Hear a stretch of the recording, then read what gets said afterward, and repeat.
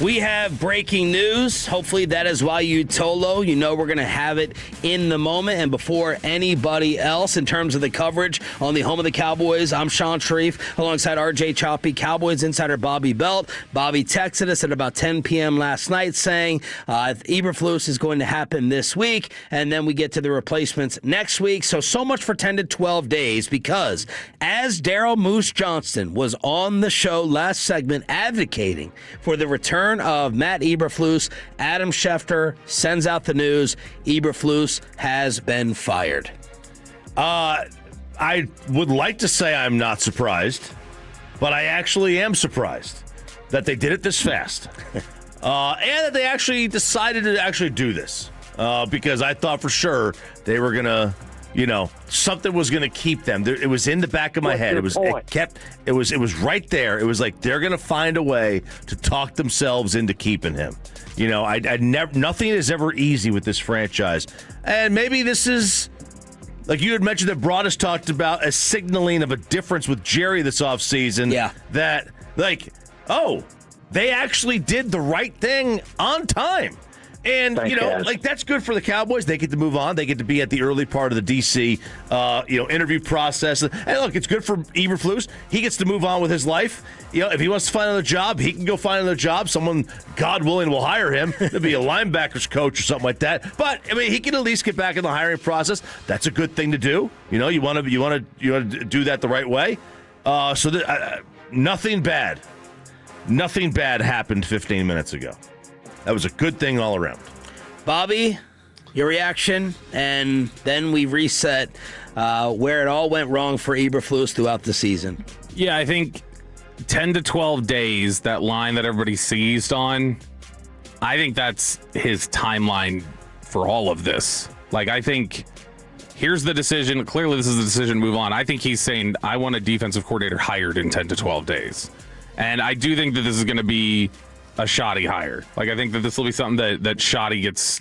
This will be his coach, whoever this is that comes in here. It blew up for a number of reasons. He was stubborn. Matt Eberflus was. Early on, the players definitely have a hand in this. Players didn't play like they needed to. They were screwing around with really basic zone coverage concepts. But there's clearly something about the way that he communicates and the way that his staff communicates. Because like Jerry pointed out, this is basically his Chicago staff that was here. But something about the way that he communicates with players and the way that he tries to communicate concepts just does not click. And it was universal. The thing that became kind of a talking point over the last month was who's better? One guy on this defense, who's better? Yeah, that's crazy. None of them were better. Yeah. And your best player was Jadeveon Clowney, arguably. Quinnen Williams, and Jadeveon Clowney, who were in-season acquisitions. We talked about it. Your top 5 or 6 sack leaders, none of them were on the roster when you got to training camp. Take Sam Williams, for instance. Sam Williams, that should be a guy who had an opening and an opportunity to be a DN and rush the passer. Nothing. Osa Odigizua. He's good on special teams. Odigizua felt like a regression. Deron Bland was an absolute regression. Donovan Wilson, everyone's favorite, whipping boy there in the secondary. The rest of these corners, we all think could be unemployed. Not on the Cowboys in terms of being football players. Dante Fowler, regression. When your sit down at the end of the season is, who did you make better? Who had a better season? Because that has to be coaching and development. And the answer is 0. You got to go. Yeah, and I think that he was stubborn. Man, he committed. I don't want to get it twisted either. I don't want to, back to Zach Wolchuk's point months ago about personnel, and I know Zach is listening. I was busting his balls yesterday, so I'll throw him a bone today. I'm glad that Jerry Jones has been saying this is not all on Eberflus because they screwed him personnel-wise. The best case scenario for the Dallas Cowboys defense in my mind right now today with this news happening is that, it can't be worse. No way could I sit here and sell you, they're just automatically going to be average. No. Jerry Jones on this show in this station multiple times, and it may have been the number one fan reaction topic that we had all year long when Jerry came on here and bragged and hyped up this group of pass rushers. You remember that? Oh, yeah. We looked at each other on the fan. The best group, most capable pass rushers that he's maybe ever had. Yeah. That's and what we he said. looked at each other and it's like, he couldn't have said that. And the fans were like, did y'all hear that? Did you not double down? Why didn't you double down, triple down, question him, and blast him for that? And they put it up on TV and everything. That was surely he didn't say that. That was Jerry's that's what craziest sentence and quote of the year. And that's what they gave Matt Eberflus. Now, does Eberflus have a hand in that, not developing Sam Williams and the other guys? Yes, but that was a joke of a statement, and it ended up being a joke of a result.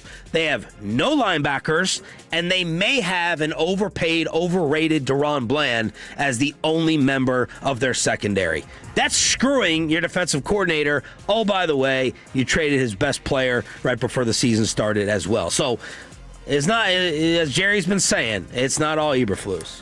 No, but and Diggs was washed. That's a lot of that's accurate. He had a bigger hand in their personnel than I think he talks about. His reference yesterday about, well, we lost the pass rusher. I promise you, you can scheme up pass rush line that passed their lips was put into their ears by Matt Eberflus. That's where they got it. And that's why this is what we can do, because that's what Matt Eberflus told them. Do it. Go ahead. We can scheme up pass rush. And he couldn't. So you're saying he had a lot of say in personnel? I think that if he would have, would he have been able to block the Micah trade? No, probably not. Yeah. But absolutely, Kenneth Murray was his guy. He got Jack Sanborn here. He got his entire coaching staff he wanted here. He was able to have a big say in who they wanted to rotate in, what kind of guys they had. So, yeah, no, a lot of the acquisitions they made this offseason after he got here, they were his approval or outright the guys he wanted. Because Flus had been here before. He knows the power coaches have in personnel around here. He knows that if they say, I want this is what I want.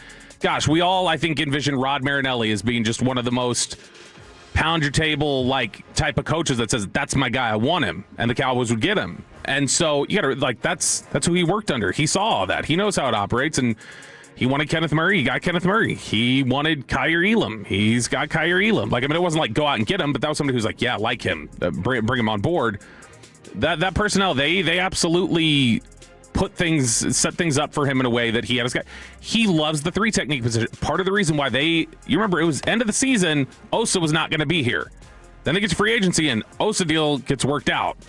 And I don't think that's a coincidence. Now, I like Osa, and it turned out to be a good deal for him.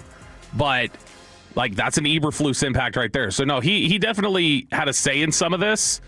They've got to be better. Absolutely. And he was a corpse up there at the podium. I was like, how could this guy, again, now judging press conferences is never 100% accurate, but I was just like, this guy's dead. How is he inspiring your... He didn't do much inspiring. What players stepped up for him during the course of the year and went to the microphone and really advocated and laid it on the line for Matt Eberflus? And then what he did, again, I'll never forget it. I think he basically gave everyone the middle finger on purpose, like a jackass, when he sat there and said, I wouldn't do anything different. Screw you, man. Screw you. Get the hell up out of here, along with Nico. That to me was his F you to us moment. Well, you just got F'd. He's so... I don't think he's a bad guy.